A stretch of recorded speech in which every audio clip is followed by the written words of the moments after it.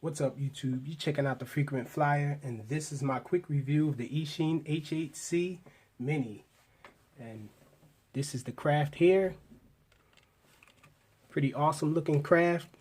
Looks just like the H8C, a mini-me version of it. Let's check out the H8C. I still have my H8C Classic RC here.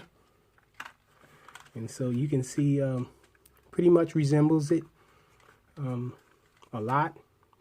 However, this is made by JJRC and this is Eachine, and they're notorious for just grabbing designs or rebranding things that other people make and naming it after something. But anyway, JJRC made the original. This is the Eachine H8C Mini, and it flies okay, but I have two major problems with it. Two major things that I don't like about it. And the first thing that I don't like about it is, as you can see on the back of the box there, the camera angle is down to the extreme. And same thing to say about it. Its camera angle is too far down. It points down, and when you're flying, the quad pitches that way, so you're going to be getting nothing but ground footage, because with it being angled downward and the quad pitching, it's almost straight up and down the camera angle, and so you're just going to get what's under the quad, what's underneath it when you're flying around with it. So you have to fly up pretty high to get something in the frame that you want to actually film. But unless you fly up to it and then fly backwards, then I guess the camera would be aiming towards it. But that's very unpractical, I think. Hard to do. So that's the first thing that I don't like about this, is it being a camera quad and the camera just aiming downward like that. The second thing that I don't like about this has to do with its flight characteristics. Mainly the yaw. Now, it has a very docile yaw on low rates, which is understandable and nice for a camera platform to be able to record and have it steady. You want it to be able to hover and hold steady while you're capturing good footage, and it does that well. And the second rate, it has a decent yaw, and it's pretty much stable still, but the pitch angles get a little more deep. But on the third rate, however, it has a very nice yaw, and it has nice pitch as well. But the problem is the yaw, it doesn't stop right away. When you're yawing to the left and you stop, it'll kind of drift a little before it stops. So you give an input and then you stop on the yaw, and it'll just keep going for a sec. So it's hard to like fly this thing precise. It's not really a precise flyer, and I think that's very important for a camera recording platform in a quad. It has to fly precise for you to be able to navigate it. I was flying this thing and to the end of the strip, and I flew it, and the wind tried to blow it around the corner, and me turning it back, it over yaws. And it yaws too much, and it's really hard to fight wind or do anything fast with it, with that yaw. But if you're going to be taking it easy and keeping it on low rates, then you're not going to have a problem, because it pretty much stops when it's supposed to stop on the first two rates. Just the third rate, I guess it's not really meant to be flown sporty, but that's just a problem, I think, when you're flying it fast, when you're flying it on the highest rate, or trying to fly it indoors. I haven't gotten in much flying time indoors with this because of the fact that when you put it on the third rate, it over yaws, so it's hard to really navigate. You can get the hang of it, but it's just not that precise. So, and that's about it that I have to say negative about it. Everything else is pretty cool with it. You're probably going to have to wait for Flying Ryan to get detailed flight times with it, because as I said, I haven't flown it much indoors, and outside right now it's really cold, so it really affects the battery life on these things. Lipos are affected by the cold weather, so I haven't been getting bad flight times with it. I've been flying it pretty decently, but then on other days it just dies really quickly from the cold. And it's been very windy as well. It fights the wind pretty okay, I guess, on the second rate, but on the third rate, the yaw is just a big problem with fighting wind. The lighting is very nice on this. The LEDs are inside the arms and they light up pretty nice. This thing has an on and off switch, so that's pretty awesome. As you can see, these landing gear they do come off, and there's a screw that actually keeps them on, but I didn't have the screw holding them on. You can just plug them in to easily pull them on and off. I just leave the screw screwed in and just plug them in that way.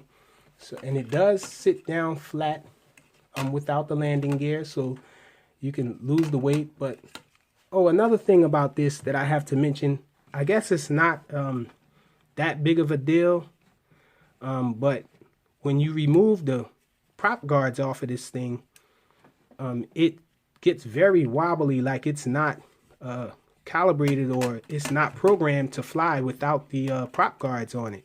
So it gets very unstable and vibrates a lot and does a lot of weird things when you fly this thing without the prop guards. So that could be something that you might not like with it.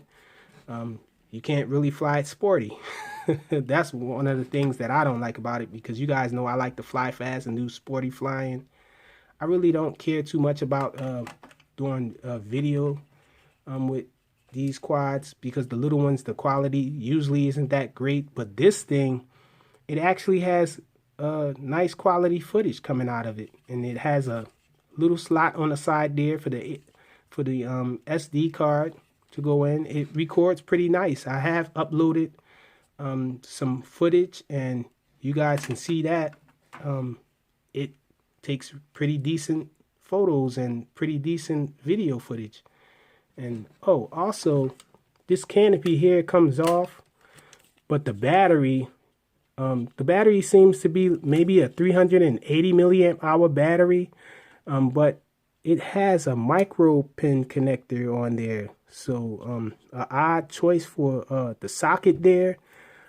Probably going to be hard to find batteries for this unless they come with the original stock batteries for sale. But I guess that was one thing to note. You can get at the battery up top there, but it's a proprietary battery. So and so they start offering those. I hope they start offering them. There's a hole back here. I don't know what that's for. Maybe it's for nothing, but just one thing to note. There's a hole back there. Looks like something can be plugged in there, maybe. Or maybe not. Just a hole back there that they left open. It is gear driven, so it should have very nice flight times with it. These props on it are the same exact props that are on the Cyma X11. They're exactly the same. I actually have the Cyma X11 props on the front here because it comes with all black props.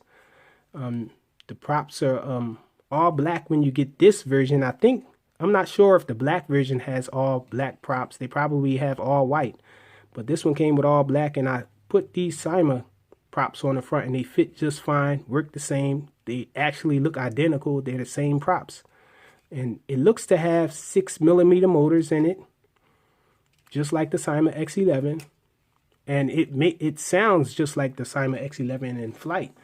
These prop guards actually work. I have tested them. It protects the props really well, bounces off walls and stuff. But if you fly it too hard and come at a bad angle, sometimes it flips up that way against the wall. But for the most part, the props are protected.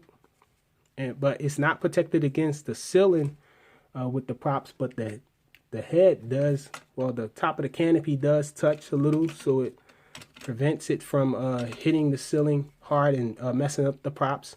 So this thing is pretty nice. It's not that bad. It's nice for a recording platform. The range don't seem to be all that great. I did get it up pretty high though. Maybe about 60 meters maybe is probably the limit to this.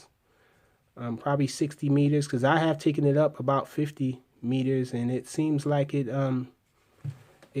controlled well, but I have lost control of it before flying it down the strip that I usually fly it down. But I was low to the ground when I was flying it away, so I'm not sure if it just flew out of range because of how low I was flying it, or I'm not sure. But you guys know I usually don't fly these things far away from where I'm standing, where I'm flying it. So that's it. This thing is pretty okay for, it's pretty nice for recording platform, video recording. And this is the transmitter. I can say that it's a little different, but it's okay. It doesn't feel bad in the hands. None of the sticks don't press in, so they're all the buttons and everything are out here for your thumbs and fingers to press. So this does the flips, and you just press this and you'll hear it beep, and you just move to the direction you want to flip. This changes the rates. There are 3 rates, and this is actually yaw trim here. This is forward and backwards trim, and this is left and right trim. Now this here is the camera button. You have to hold it to activate the video.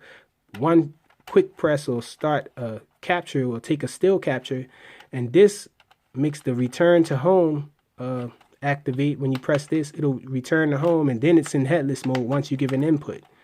So it takes 4 AA batteries as well, and so that's just about it to say about that. And it comes with an extra set of spare props, but they're all black still. It comes with 4 of them, 4 black extra props, and it comes with the USB charging cable, and it does have a charging port here for the battery, although the battery is removable, but it has that micro pin connector. So yeah, that's it.